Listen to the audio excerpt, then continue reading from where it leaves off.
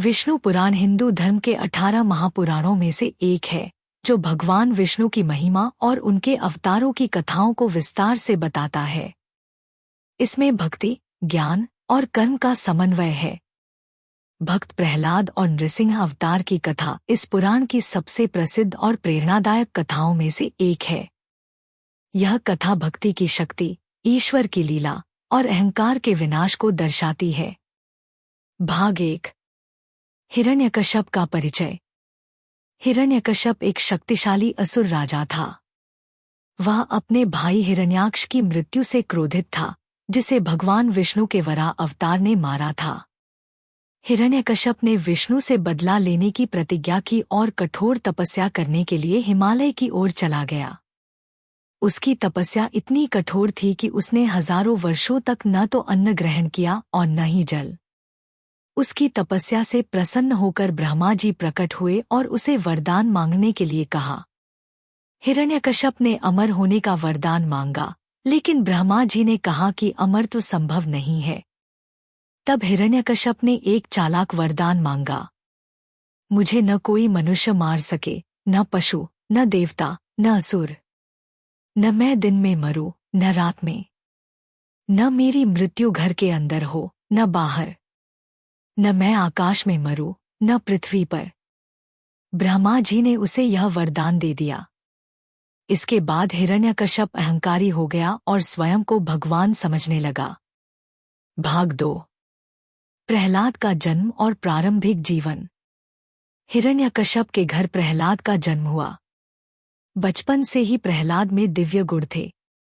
जब वह माता के गर्भ में थे, तब नारद मुनि ने उनकी माता कयाधु को भगवान विष्णु की कथाएं सुनाईं।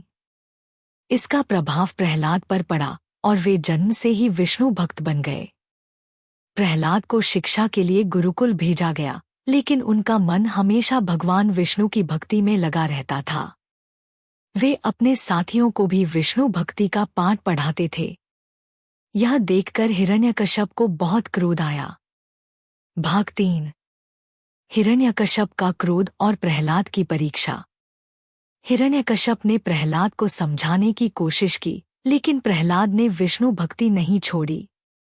तब हिरण्यकश्यप ने उन्हें मारने के लिए कई प्रयास किए। विष देना, प्रहलाद को विष दिया गया, लेकिन विष्णु की कृपा से वह बच गए।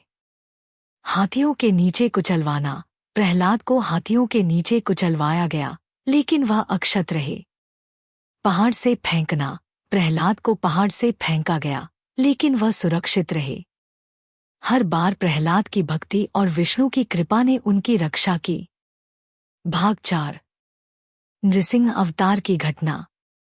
अंत में हिरण्यकश्यप ने प्रहलाद से पूछा, तुम्हारा भगवान कहाँ है? प्रहलाद ने उत्तर दिया, वह हर जगह है, इस खंभे में भी। हिरण्यकश्यप ने खंभे को तोड़ने के लिए प्रहार मारा और तभी भगवान विष्णु नृसिंह के रूप में प्रकट हुए।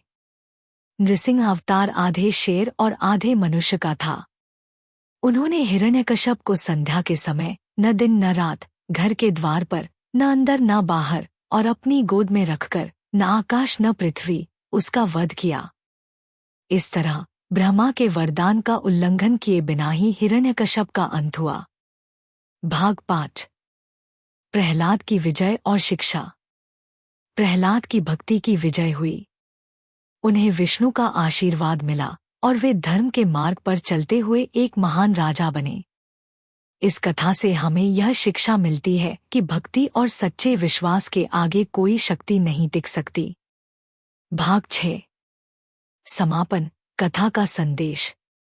भक्त प्रहलाद और नृसिंह अवतार की यह कथा हमें सिखाती है कि ईश्वर हमेशा अपने भक्तों की रक्षा करते हैं। चाहे परिस्थितियां कितनी भी कठिन क्यों न हों, सच्ची भक्ति और विश्वास हमें हर संकट से उबार सकता है।